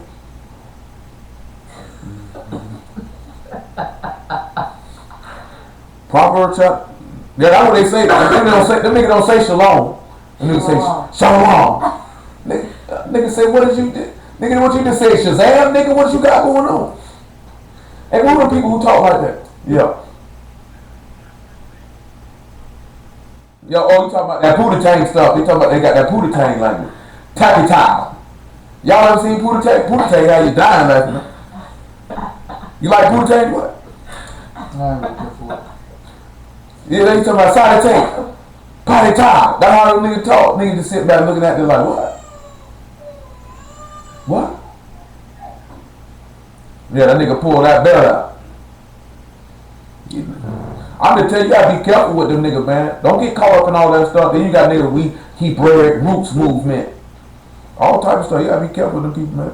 Y'all think Christians bad. See, I think the Lord, y'all ain't got. See, they be fooling with these Hebrew niggas. I be telling them leave them niggas alone. They don't listen. She used to fool with them niggas. She used to know. They sit right there. One of them Hebrew niggas told her she was gonna just hope that she could be a slave in the kingdom because her great granddaddy was right. Her granddaddy was white. Say she just was God. That's what the nigga told her. She sit around sad every day. She sitting around sad thinking I'm gonna be around here churning butter, carrying milk.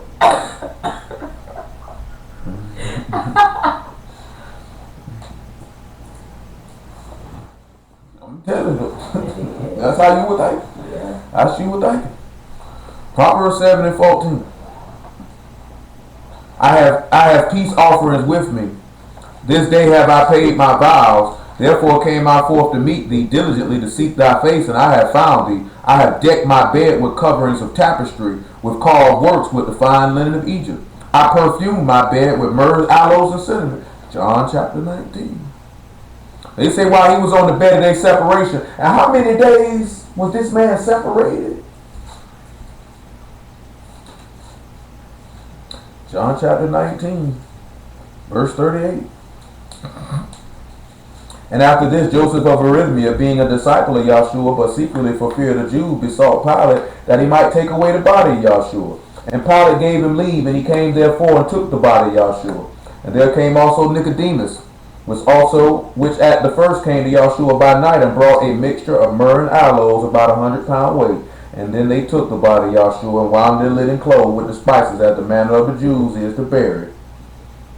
Now in the place where he was crucified, there was a garden, and the garden, new sepulchre, wherein was never man yet laid.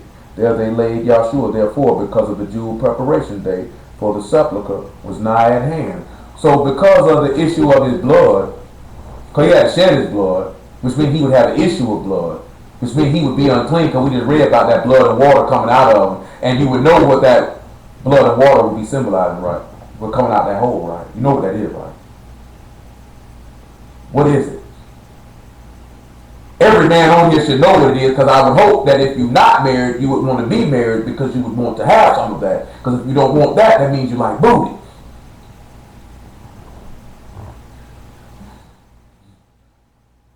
Called a woman's womb. You know that's usually where a woman's issue of blood come out of, right? Out of her womb. I mean, nobody's saying nothing. Everybody quiet. I would hope they'd be able to pick up on that. I guess not. I mean, come on, all y'all grown. It ain't many. Everybody on here over the age of 20, I would hope. You know what I'm saying? So y'all should not be ashamed to make references to vaginas and wombs. Everybody grown. Some of y'all got kids. I'm talking about, I'm willing to wager all of y'all have seen a vagina before. Some of y'all is attached to your body. You know what I'm saying? I'm going to be like Chris Rock say. Don't be upset if your son sees some titties. Hopefully he'll see more of them. I hope at least before you got in the word, you at least seen your fair share of vaginas and it's not a foreign concept to you. Look at man. Y'all know full well ain't now one of y'all ain't no virgin. Now one of y'all ain't no virgin. So you know full well, you done seen them, you should like y'all was just ashamed to say, a womb. A womb. That's all you had to say. You didn't have to say a vagina. You could have said a womb. Huh? What anybody do? Well, hold on. The reason why I thought y'all knew what I was talking about, because what happened with Adam, right? He opened a hole in it, took his wife out, closed it up. He said he male and female at the same time, right? Say I made him male and female. We know Yahshua come through with the same similitude. They hit him in the side. Don't close that hole up. Out of that hole came blood and water. Meaning this is his womb, his vagina. Male and female. Where does a woman's issue of blood exit out of? Out of her womb. If you got blood coming out anywhere else, there's a major problem. See a doctor immediately. I'm just saying, period. For a woman, if you got blood coming out your butt, ears, mouth, that's not good. For a man should have blood coming out of nowhere unless he got a cut. I had a homeboy, he said, man, I'm peeing blood. I said, oh Lord, call the doctor. That ain't good. That scared me. I had people come to you tell me there's blood in my stool. I said, well, you got a problem. You need to call the doctor. That's not good. That's not good. I'm talking about that's in period. So we see the blood coming out of that womb is his issue of blood, and now he's on his bed of separation. He's unclean unto the even. Let's look at verse 1. Niggas wondering when the day changed. Talking about the day change in the suntime, in the daytime. That means Yahshua wouldn't have been clean all the way till the sun came up. Leah just, wow. That reminded me of that time when my mama told little Muffin to go take a bath, and she got whooped 4 times in a 45-minute span. Huh? Oh, that's Lizzie. Oh, that's Lizzie. Get whooped. Oh, that's Lizzie getting whooped. Well, either way it goes, it's a Muffin getting whooped. And I believe that's about the second or third time she done got whooped. That's all I know. John 21. And say Muffin getting a little stern on the second go round. She wasn't stern with Leah like that on the first go round. She got time. Say the first day of the week come. Mary Magdalene early, when it was yet dark, unto the sepulchre, come see the stone taken away from the sepulchre. Then she run and come to Simon Peter and to the other disciple whom Yahshua loved, and saith unto them, they have taken away the Lord out of the sepulchre. We know not where they have laid him. So now he done got off his bed of separation, now hasn't he? After his issue of blood, he done got off the bed of his separation. Let's go back and look at Leviticus 15 one more time. Make sure we don't miss it. This is clear for y'all so far about the issue of blood coming out of him. Ain't that amazing? Niggas thought that was a verse talking about a woman on a period or somebody getting freaky. I want to know how a nigga took that Leviticus 15 and tried to tell a man it was alright for him to beat his meat though. That's what I want to know. Now remember how he said if anybody touch him or touch her, she would be unclean. Then it say all this stuff here about the issue, the time of her separation. My word. And all these things, and he said, and then look back at verse 28, because this is what we came back here for. It said, if she be cleansed of her issue, then let her number to herself 7 days, and she will be clean. So let's go back over here to John chapter 20. And let's look at about verse 15. Make it 13. Make it 11. I think the first time I actually heard her say mommy while I was present. I heard her say it on the phone the other day. 20 and 11. She was doing that steward. Mama. Nah, John.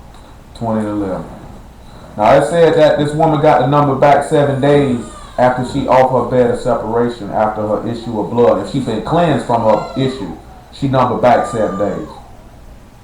But Mary stood without the sepulchre weeping. As she wept, she stooped down and looked into the sepulchre and see 2 angels, and while sitting, the one at the head and the other at the feet, where the body of Yahshua had lain. And they said unto her, Woman, why weep thou? She said unto them, Because they have taken away my Lord, I know not where they have laid him. And when she had thus said, she turned herself back and saw Yahshua standing, and knew not that it was Yahshua. Yahshua said unto her, Woman, why weep thou? Whom seek thou? She, supposing him to be the gardener, saith unto him, Sir, if thou have borne him hence, tell me where thou hast laid him, and I will take him away. Yahshua said unto her, Mary. She turned herself and saith unto him, Rabboni, which is to say, Master. Yahshua saith unto her, Touch me not, for I am not yet ascended to my Father, but go to my brethren, and say unto them, I ascend unto my Father, and your Father, and to my God, and your God. You see, he told her, don't touch me. Don't touch me. Mary Magdalene came and told the disciple that she had seen the Lord, and after that he had spoken these things unto her.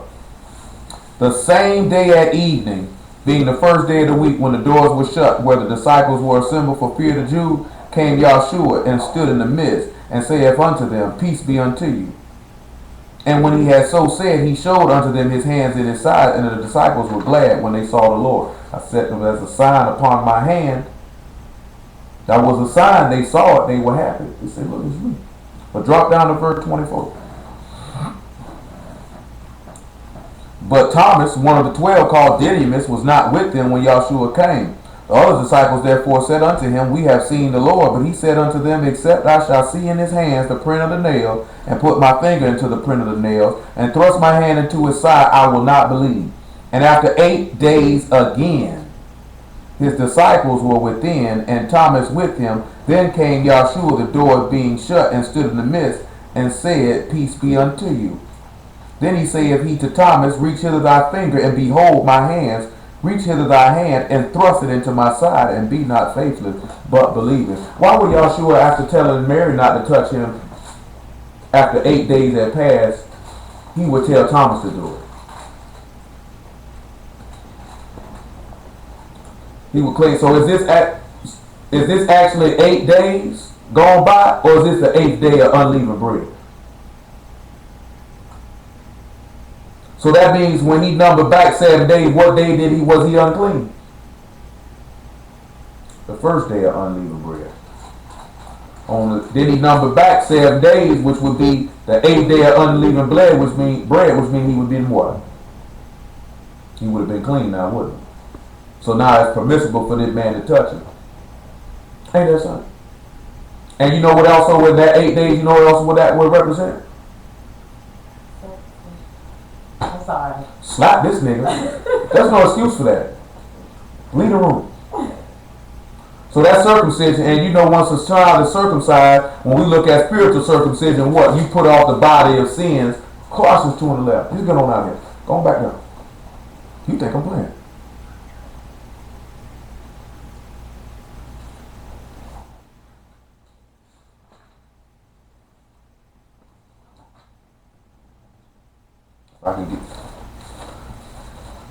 If I can get one around them. Amen. Colossians 2:11.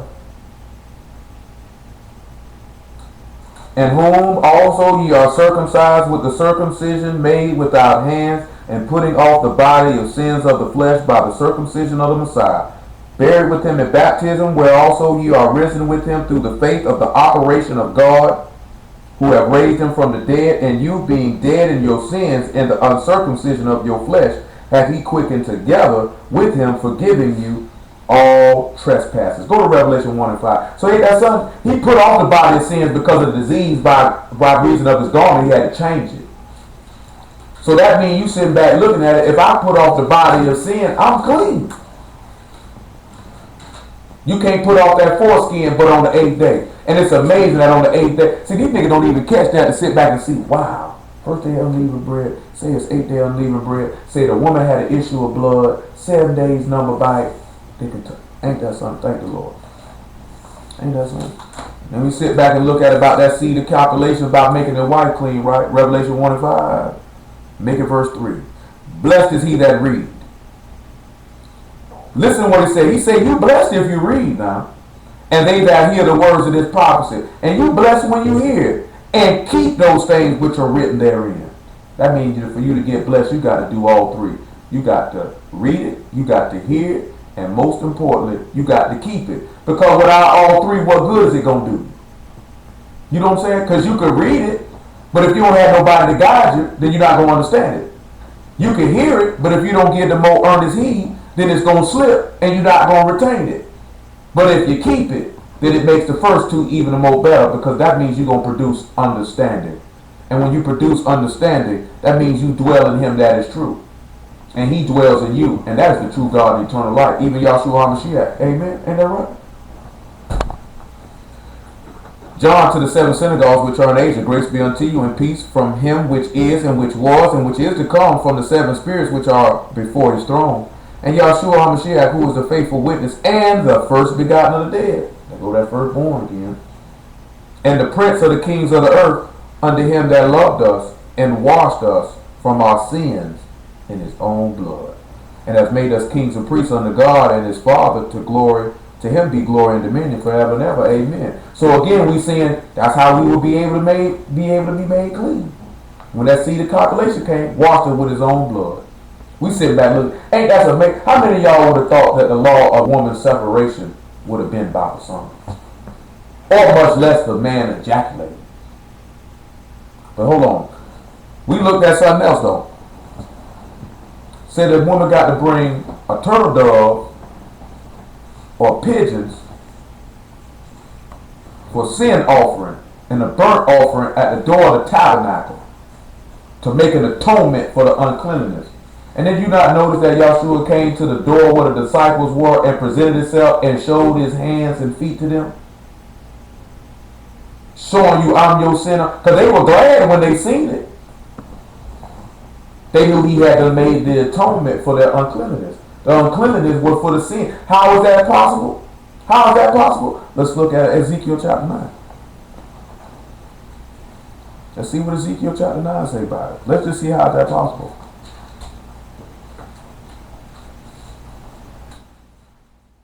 Even though the disciples didn't partake in what happened, let's see how that's possible. We just want to look at Ezekiel 9 and about verse 3. And the glory of God of the God of Israel was upon a cherub, whereupon he walked to the threshold of the house. And he called to the man clothed with linen that had the writer's inkhorn by his side. And Yah said unto him, Go through the midst of the city, through the midst of Jerusalem, and set a mark upon the foreheads of the men that sigh and cry for all the abominations that be done in the midst thereof. And to the others he said in my ear, Go ye after him through the city, and smite, let not your eyes spare, neither have ye pity. Slay utterly young, old and young, both maids and little children and women, but come not near any man upon whom is a mark. Begin at my sanctuary. And they began at the ancient men which were before the house. And he said unto him, Defile the house and fill the courts with their slain. Go ye forth. I'm sorry, it was Isaiah chapter 4 that I wanted. That's what I wanted. This ain't what I wanted. Isaiah 4. As I was hearing, that ain't what I wanted. Isaiah 4, verse 2. Isaiah 4 and 2. Isaiah 4 and 2. In that day shall the branch of Yah be beautiful and glorious, and the fruit of the earth shall be excellent and comely for them that are escaped out of Israel. How is the branch of Yah became beautiful and glorious?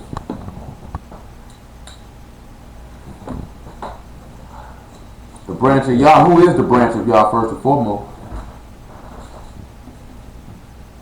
That would be the Messiah. So, how did he become beautiful and glorious? And in what day did he become beautiful and glorious? Exactly.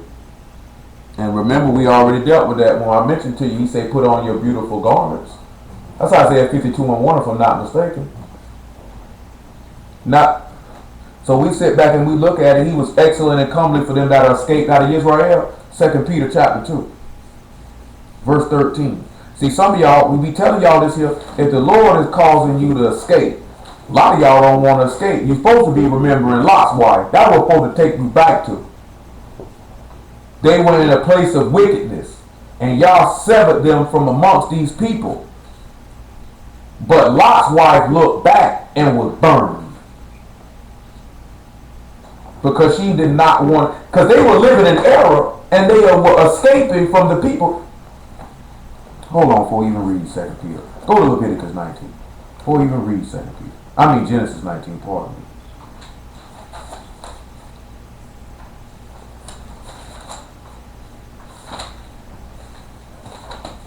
Genesis chapter 19. Verse 1. There came two angels at Sodom at even, and Lot sat in the gate of Sodom, and Lot, seeing them, rose up to meet them, and he bowed himself with his face toward the ground. And he said, Behold, now my Lord, turn in, I pray you, into your servant's house, and tarry all night, wash your feet. And you shall rise up early and go on your ways. And they said, Nay, but we will abide in the street all night. And he pressed upon them greatly, and they turned in unto him, and entered into his house. And he made them a feast, and did bake unleavened bread, and they did eat. But before they lay down, the men of the city, even the men of Sodom, compassed the house round, both old and young, and all the people from every quarter. And they called unto Lot, Where are the men which came in to thee this night? Bring them unto us, that we may know him. And Lot went out the door unto them, and he shut the door after them. Don't you sit back and you look at the men of the city of Sodom, compass Yahshua around about. I mean the people of the roof. Did I say Sodom? I mean the people of the roof. did they conquer this man around about and say, bring him unto him so we can know him? They wanted to do something to these two angels, didn't they? Just like they wanted to do something to Yahshua. And it just happened that it was nighttime when they came to compass this man house around about.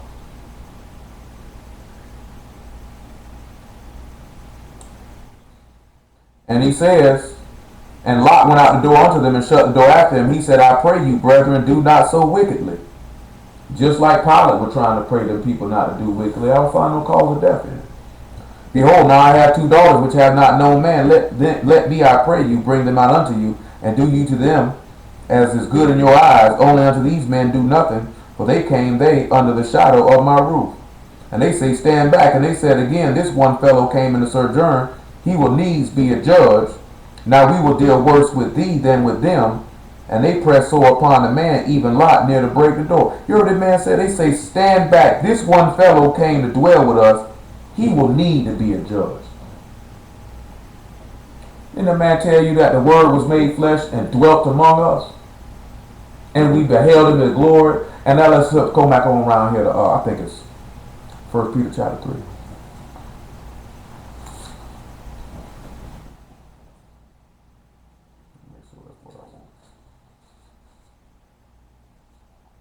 Actually, it's 2 Timothy chapter 4. Because he said this man must needs judge. So let's look and see what it says. This man must needs judge. 2 Timothy chapter 4, verse 1. Look what it said now. Stand back, and they said again, this one fellow came in to sojourn. He will needs be a judge. Now we will deal worse with thee than with them. And they pressed so upon the man, even Lot, and came near to break down the door, just like they did to the Lord. Look what he said in verse 1. I charge thee therefore before God and the Lord Yahshua the Messiah, who shall judge the quick and the dead at his appearing and his kingdom. We know from Revelation 20, the thrones come out and everybody stand before the man with the whole head because he's standing there in judgment. But it said that this man came to sojourn, which Yahshua came to do. He came to dwell with us, right? John 1 and 14, pretty clear on that, right? Right? All y'all know, somebody can say something besides golden. Good Lord. That mean to tell me if I was standing before y'all, y'all would probably just sit there looking at me crazy. I got much more confidence in y'all than that there, man. I really be believing y'all already know this stuff, and I ask y'all this stuff, and I just hear dead silent. Do you not know that just makes me feel very horrible on the inside like that? Y'all might not be retaining this stuff. Because I really believe that y'all know it. I ain't asking y'all this stuff just to ask you. And when I ask you, y'all don't say nothing. Why is that? Somebody please tell me, why is that? And even man, look here, man, you can take your phone off mute to answer the question. It's not that hard. You answer the question, you unmute it. You unmute it, you mute it back. I actually even give space because I know some of y'all phones are muted for that said cause.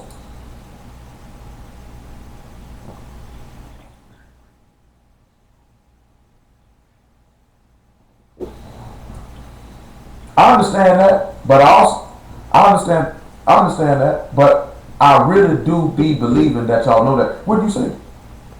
I honestly be feeling like y'all know this. So when y'all don't say nothing, it make me feel like you don't know it. You know what I'm talking about? So if y'all wonder why I keep saying that, because it make me feel like you don't know it. And that troubles me.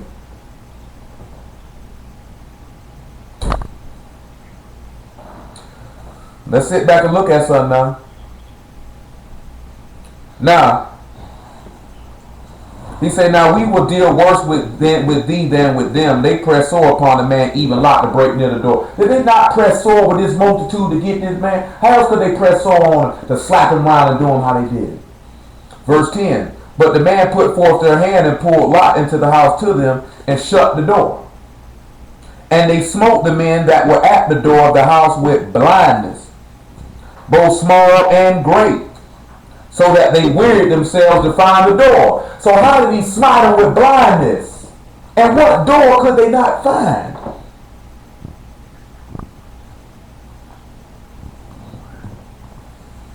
I know at Kodesh that most people don't want to say the wrong answer. It ain't even about all that. Iron sharpen iron. It's not about that. Sometimes y'all can say something that might not be what I'm looking for, but it can still be correct. It done times you're up and done said stuff I wasn't looking for still fit in though, didn't it? So now how did he blind these men? John chapter 12. We already read how he blind these men in Luke chapter 8. He said it wasn't given to them to know the mysteries of the kingdom of heaven. Therefore I speak to them in parables so they won't know.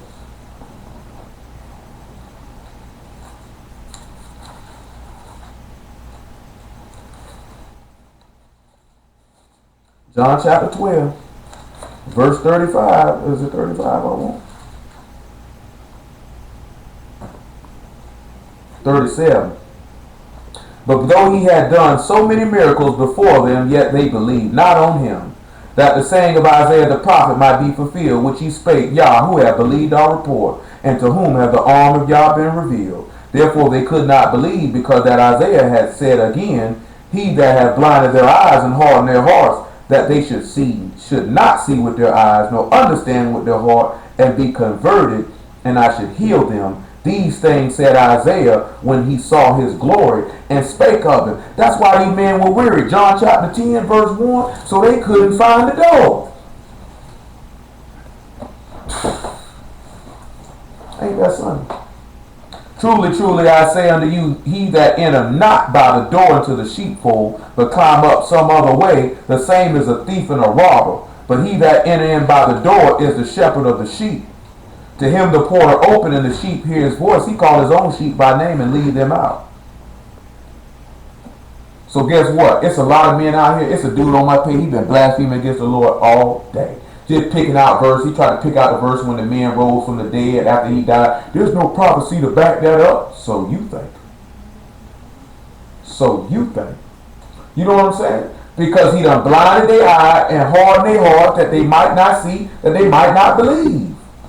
And he done opened your eyes to see, and you not taking more earnest heed to what you heard, you not retaining the word up in your heart, you not following it fully with the whole heart, the whole mind, the whole soul, and all your strength. What is wrong with you? Come on back around here to Genesis chapter 19.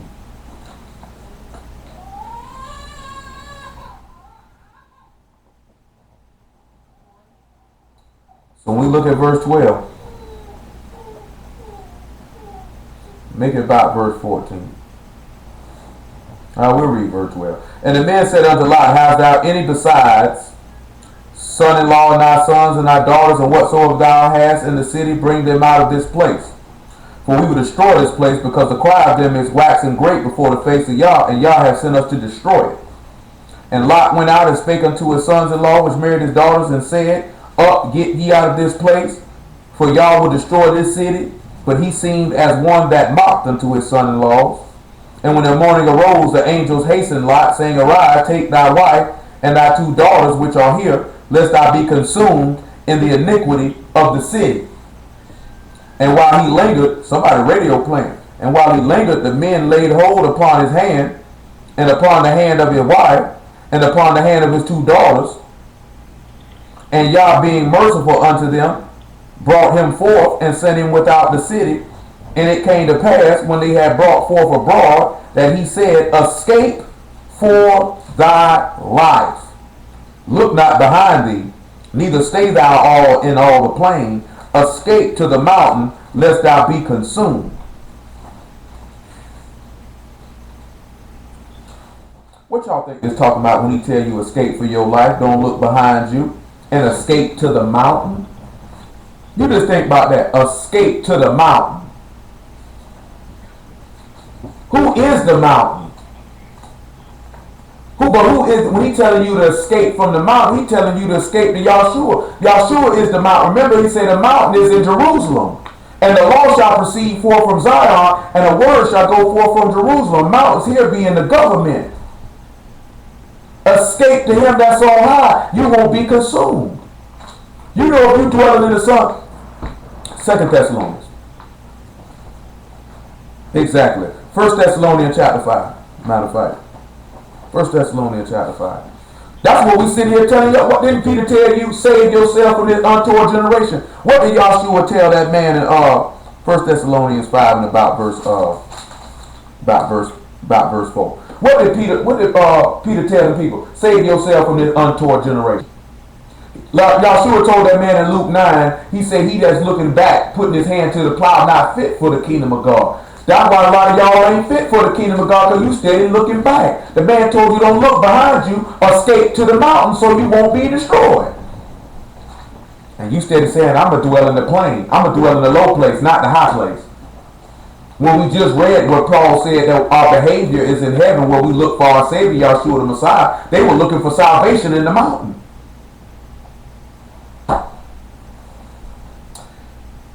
But ye brethren are not in darkness, that the day should overtake you as a thief. You are all the children of light and the children of the day. We are not of the night, nor of darkness. Therefore let us not sleep as do others, but let us watch and be sober. For they that sleep, sleep in the night, and they that be drunken are drunken in the night. But let us, who are of the day, be sober. And look what time of day it was when they left. It was the morning time. He told them, get up and go. Putting on the breastplate of faith and love, and for a helmet the hope of salvation. For God hath not appointed us to wrath, but obtain salvation by our Lord Yahshua the Messiah. See, they were supposed to be the children of the day, because it said that Lot was vexed by the filthy behavior of the people there. Go back to Genesis 19. We ain't even going to get to Job 12 and Habakkuk 1. We just going to have to say that for tomorrow. I'm not even going to try to put that in here. I'm not even going to do it, because we're going to wrap this up. But y'all sit back and look at that now. It said morning time, he told them, arise, get out of here. He said, we the children of the day, go to the mountain, you won't be consumed. So if you the children of the day, this man mean that man has not appointed you for wrath. You sit back and see that they were supposed to be the children of the day, he hadn't appointed them for wrath. Go back to Genesis 19. 18 is the verse. And Lot said unto them, oh, not so, my Lord. Behold, thy servant hath found grace in thy sight, and thou hast magnified thy mercy, which thou hast showed unto me in saving my life. And I cannot escape to the mountain, lest some evil take me and I die. Look what he said. Grace in thy sight. In saving my life, you magnified your mercy. Ephesians chapter 2. Y'all ain't even sitting back looking at this here, that this man done showed grace in your sight and magnified mercy and saving your life, and you still want to be retarded. Ephesians 2 and 1. I don't understand it. He said, and you have he quickened who were dead in trespasses and sins. You see how these people were dwelling in a place full of trespass and sin, and he made them alive by delivering them out. Wherein in time past you walked according to the course of this world, according to the prince of the power of the air, the spirit that now work in the children of disobedience, among whom also we all had our behavior in times past in the lust of our flesh, fulfilling the desires of the flesh and of the mind, and were by nature the children of wrath, even as others. Said we were just like the people in Sodom and Gomorrah at one time. He said, but God, who is rich in mercy for his great love, whereof he loved us, even when we were dead in sins, have quickened us together with the Messiah. By grace ye are saved. And he have raised us up together and made us to sit together in heavenly places in the Messiah Yahshua, that in the ages to come he might show the exceeding riches of his grace and his kindness towards us through the Messiah Yahshua. For by grace are you saved through faith, and that not of yourselves, it is the gift of God, not of works, lest any man should boast. It wasn't none that Lot did. And he came back and showed this man kindness, and it was through his faith Lot was ready to depart. Come on back to Genesis 19. We still holding ourselves for. I got to urinate like a racehorse. So when we look at verse 20, behold, now the city is near to flee unto, and it is a little one. Oh, let me escape thither. Is it not a little one? And my soul shall live. Didn't he say he made this man small among the heathen? Say it's a humble place. He said, let me escape there and let me live. And he said unto him, See, I have accepted thee concerning this thing, that I will not overthrow this city for which thou hast spoken. Haste thee and escape hither, for I cannot do anything till thou come thither. Therefore the name of the city was called Zoar. The sun was arisen upon the earth when Lot entered into Zoar. Then Yah rained upon Sodom and Gomorrah brimstone and fire from Yah out of heaven. And he overthrew those cities and all the plain and all the inhabitants of the city, that which grew upon the ground. But his wife looked back from behind him. She became a pillar of salt. 2 Peter chapter 2, verse 13. She looked back to darkness. She looked back to sin. She was destroyed. Which means her heart was still there. Some of y'all hearts still in this world. Some of y'all hearts still in sin. Some of your hearts still with that old man. That's why he ain't died yet. Make it 14, I should say. Actually, that's not even, that's too high. 17. 2 Peter chapter 2, verse 17. Lord, we'll deal with Habakkuk 1 and Job 12 tomorrow. We're not dealing with that tonight. We almost at 2 hours. I'm not even going to do that. But we're going to bring it back, because I know Trav was ready to hear it again, because he was excited when he heard it the first time. I can't blame him. We're going to deal with it tomorrow night, Lord spare our lives. See, it said, these are wells without water, clouds that are carried with the tempest, to whom the mist of darkness is reserved for forever. See, Lot's wife ain't had no faith. She was darkness. She didn't have no wells of water. She was a well without water. For when they spake Greek swelling words of vanity, they allured through the lust of the flesh, through much wantonness, that those that were clean escaped from them who live in error. See, Lot was clean, so he escaped from them that lived in error. That's why he said those that escape out of Israel. See, if you believe in the Son and you are that fruit that come out that branch, then you should escape. But see, some of y'all don't want to escape. You still want to be with the sinners.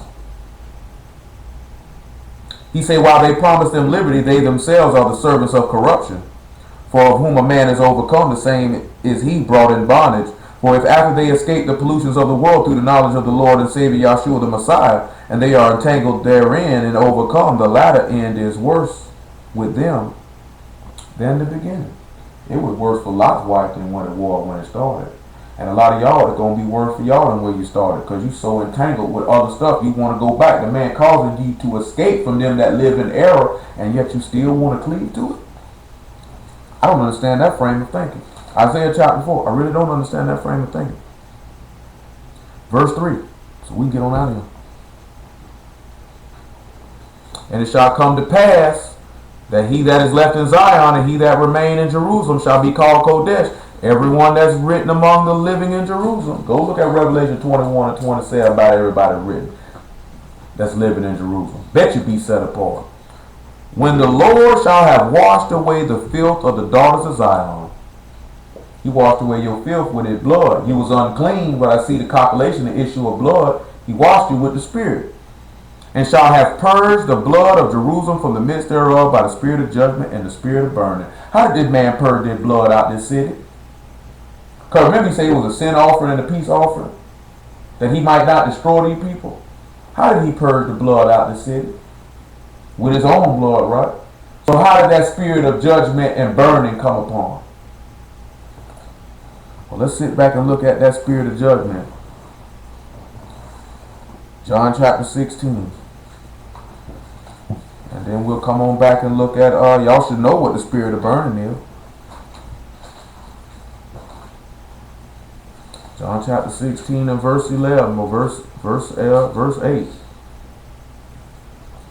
And when he is come, he will reprove the world of sin. This is talking about the spirit, and of righteousness, and of judgment. Of sin, because they believe not on me. Of righteousness, because I go to my Father, and ye see me no more. Of judgment, because the prince of this world is judged. When he died, and he rose, and that spirit was sent, judgment had been executed. With that burning, that's the furnace of affliction. Didn't he tell you, John the Baptist, say, one come behind me that were baptized with fire and the Ruach HaKodesh? The furnace of affliction. That's what he had to do to purge that blood. He had to be afflicted, as we already read about this man bowing his head down because he afflicted. You know what I'm talking about? All these things. But John 5:39. So let's all go. It's what? It's 10 o'clock. It ain't even later. It's 10 o'clock. That's because I started a little early. So good, but I ain't gonna keep y'all all night. I ain't gonna keep y'all all night. John 5 and 39. I got some other stuff, but I can't even crank up to that. I can't even get started. I thought I was gonna work it in with what we had, but the Lord didn't let me put the one part, and then we worked in some other stuff. Amen. Search the scriptures, for in them you think you have eternal life, and they are they which testify of me. And you will not come to me that you might have life. I receive not honor from men, but I know you, that you have not the love of God in you. I come in my Father's name, and you receive me not. If another shall come in his own name, him you will receive. Hold on, I'm sorry. There's one thing we forgot in Leviticus 15, he just brought it in my mind. Come on back around there. There's one thing he just brought in my mind that we almost forgot. We'll start that John 5 all over again from the top. But it was just something he just banged in my head and said, you forgot to mention this to them. Leviticus 15 and 31. Because y'all know when he came before the priest with the sin offering and the burnt offering, he had to make that atonement for Israel, right? Remember that from Day of Atonement, right? So when we look at verse 31, thus shall ye separate the children of Israel from their uncleanness, that they die not in their uncleanness, when they defile my tabernacle that is among them. This is the law of him that have an issue, and of him whose seed go from him, and is defiled therewith. And of her that is sick of her flowers, and of him that have an issue, and of the man and of the woman, and of him that lie with her, which is unclean. Because we know Yahshua lied with his people, and we was unclean. You know what I'm talking about? Y'all don't know how we was unclean. Isaiah chapter 6. It's something that extra come to mind. He just put it in our mind, that Leviticus, that we had to look at that. Almost forgot it, but thank the Lord, he brought it back. Isaiah chapter 6. He said he that lied with her, she unclean too. Isaiah 6 and 1. In the year that King Uzziah died, I saw also the Lord sitting upon a throne, high and lifted up, and his train filled the temple, and above it stood the seraphims. Each one had 6 wings. With 20 he covered his face, and with 20 he covered his feet, and with 20 he did fly. And one cried unto another and said, Kodesh, Kodesh, Kodesh is Yah of hosts, the whole earth is full of his glory. And the posts of the door moved at the voice of him that cried, and the house was filled with smoke. Then said I, woe is me, for I am undone, because I am a man of unclean lips, and I dwell in the midst of a people of unclean lips. For my eyes have seen the King, Yah of hosts. Then flew one of the seraphims unto me, having a live coal in his hand, which he had taken with tongs from off the altar. And he laid it upon my mouth, and said, Lo, this hath touched thy lips. Thy iniquity is taken away, and thy sin is purged. That coal hot, wasn't it? With the spirit of burning. Spirit of burning. When you go back and look at Isaiah chapter 1, let's look at it.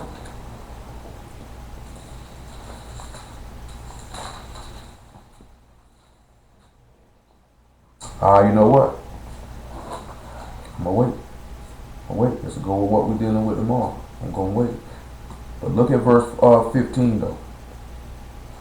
You know what? No. I'm going to wait. It'll make much better sense when I come and touch it tomorrow. You know what I'm talking about? Lord will. It's going to make much better sense, so we're going to wait. But you sit back and look at it. He said we had to separate us that we don't perish in our uncleanness. 2 Corinthians chapter 6, verse 16. And then we see the law of him that have his seed. Ain't that funny that I told this man that if your seed go from you, you defiled. He said it ain't, and the law said it was. But you a Torah guardian.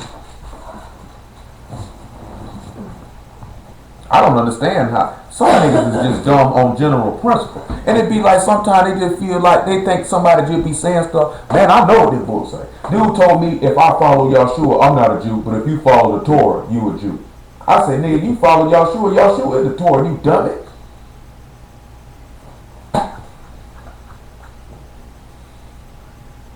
What agreement have the temple of God with idols? For you are the temple of the living God. As God has said, I will dwell in them and walk in them, and I will be their God, and they shall be my people. Wherefore come out from among them, and be ye separate, saith Yah. Touch not the unclean thing, and I will receive you. If you touch the Son, you will be clean, right? He said, I got to separate you.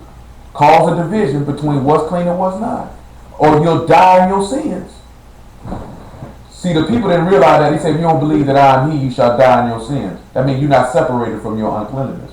I mean, you ain't been washed in his blood, which means your sin remains, which means you would perish, because your blood is still there. Alrighty then. John chapter 5, verse 39. Oh, you're right over there, Jim Dandy? Yeah. You gotta check, make sure Leah wasn't creeping. Leah's a night stalker. You got a night stalker, baby.